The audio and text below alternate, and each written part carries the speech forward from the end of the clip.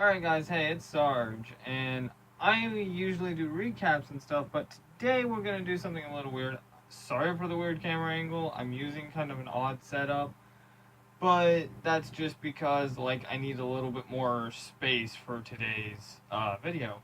So what I'm going to be doing is telling you guys the different types of knives I've seen people carry. We're going to go into some ridiculous stuff too, but that's just mainly for comedic effect and for video enjoyment. The first part will be kind of more the actual serious stuff.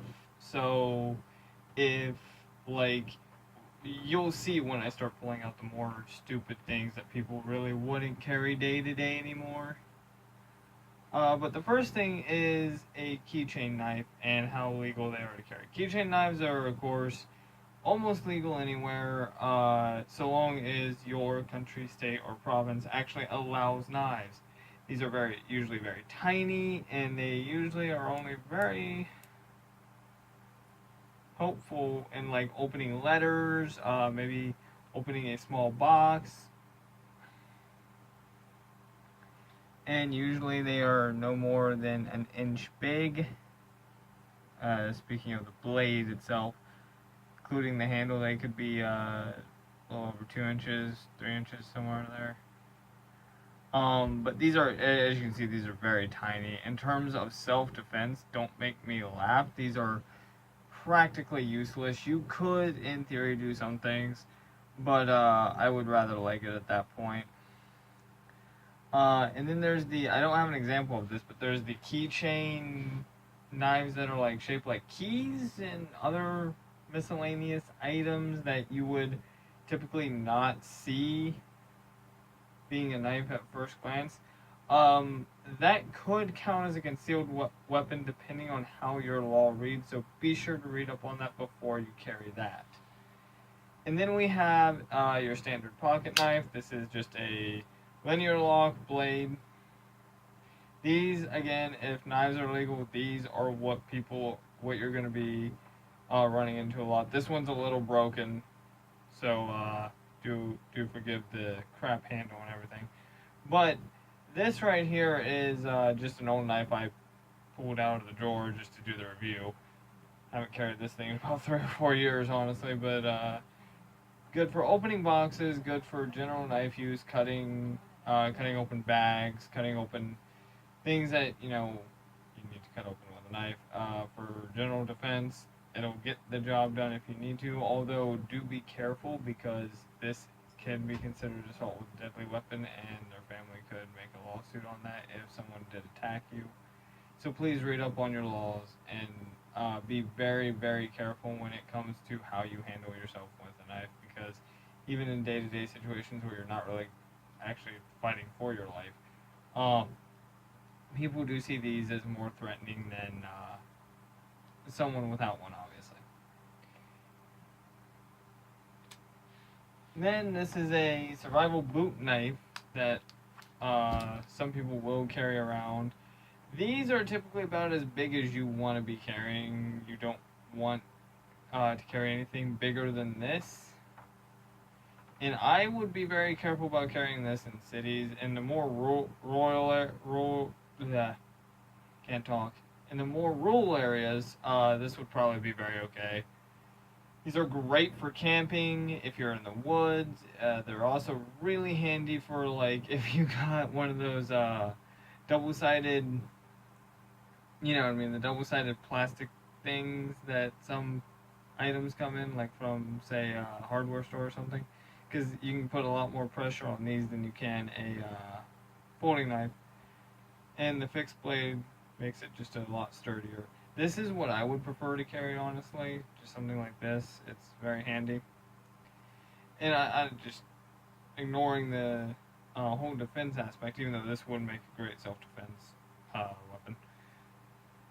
These are just really comfortable to hold for me because of this style of handle. I don't really like just the flat scale blade, flat scale handle. I'm sorry, but that's just my personal preference. Everyone's gonna have one. And then we have just something a little bigger. Just this is what I would call a stylized knife. This is in particular is actually a bayonet. So they're probably not going to be carrying this, but I have seen people carry some pretty weird knives working with the general public and retail. So you'll see, definitely probably you might actually see someone carry something like this. This is a French knife bayonet, but but this is what I would consider too big. Just because if you generally if it's bigger than what you would like need to open a box with, there's really no reason to carry it day to day in legality of speaking. So this is the more absurd kind of knife. But I have seen people carry these, and I've actually had one person draw one on me once. So these while not common, they are out there and something to be aware of. And now this is a pretty much a K-bar or fighting knife. This is actually not the K-bar brand. This is a Fighting Falcon, but it is the same thing. Again, very great for camping, for survival, for outdoors, and fishing, hunting, all that kind of good stuff. Not great for city carry, especially given this style of blade. This is what is known as a fighting knife. It is pretty much made to do one thing and one thing only. And we're not going to get into what that is. But I've seen lots of people carry these. They are very popular in the rural areas. You can definitely get away with carrying one. No one's really going to care. In the cities is where you're going to run into trouble because, again, people don't like seeing stuff like this because it's scary and menacing and all that garbage. But I would suggest not having a plastic sheath like I do.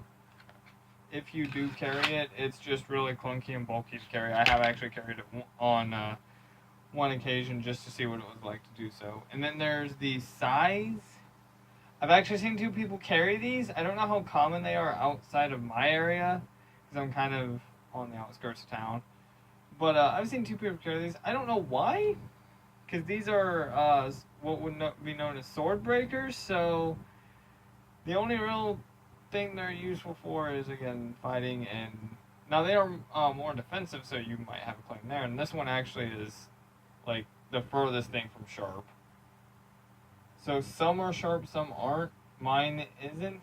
It's a hexagonal style air quote blade, but it is very good at defense. And just because it's not sharp doesn't mean it can't do any damage. It can actually do quite a bit. A very popular way to people will use these is they'll actually flip them over like this, and they'll hit people with the pommel. Now this is considered less than lethal, but I still wouldn't want to get hit by it. And then the last thing is the sword. Now while I personally wish we could carry these, just because I am that kind of guy, you can't. You really can't get away with it. Depending on how your law reads, it might technically be legal, but technically is the key term there because they'll get you for inducing panic or something else. And these were made specifically for fighting. Their design is to hack off someone's arm, leg, and do some major damage to other people. So not really something I would consider carrying. However, there are exceptions to this rule, even though it is few and far between. Renaissance festivals, Renaissance fairs, LARP cosplay. Obviously, with LARP and cosplay, real steel isn't going to be what you're carrying, but again, you might be able to get away with it if you had just bought something there. I'm more speaking of like a vendor type scenario, not really just everyday carry, because who's going to carry a sword? But again, if you are going to purchase a sword at a vendor or someplace where you're not going to be like just having it mailed to your home, a great thing to do is actually, if they don't provide you with a box, is either zip tie the hilt to the scabbard if you can, and if you can't do that, then just kind of it's gonna sound odd, but kind of keep your hand off of the actual hilt of the sword. Just because that's just like something, again, people really don't like when you're walking around with like the hand on the hilt, kind of like samurai style or knight style. Because I've seen like samurai and knight photos where they're just like in a stoic pose, which looks really cool, but unfortunately not really something you can do in today's modern world. Anyway, I actually ended up making this video because a friend of mine asked what was legal to carry around here. For intents and purposes, the biggest thing I would go is this for everyday carry. It is nice and small. It is not going to get in the way with some of the ridiculous things. And it's also very useful. Again, you can cut open tough boxes. You can cut through, like, small brushes if you're outside. Fishing, hunting, and outdoors use, it is great and still fairly tame compared to something like this, even though if I was honestly going camping, I'd prefer this. But these are great, and I mean, they're called boot knives for a reason. Here, hunters wear them on, no, not on the inside, but that was just the leg that was closer. So, a little bit of an odd video. Let me know if you guys like this kind of video. I might do more stuff like this in the future. I do plan on doing a gun video on, like, how to handle yourself while carrying and how to handle yourself around others who are carrying, because I've also gotten a lot of requests for that. And I might be making a sub-series on my channel known as Stories of Sarge, where I go into stories that I have either personally gone through or that people have told me that I think would be interesting for you guys. Let me know if you want that. Anyway, that's our video today. I'm Sarge, and I'll see you on the next Sarge's Recap.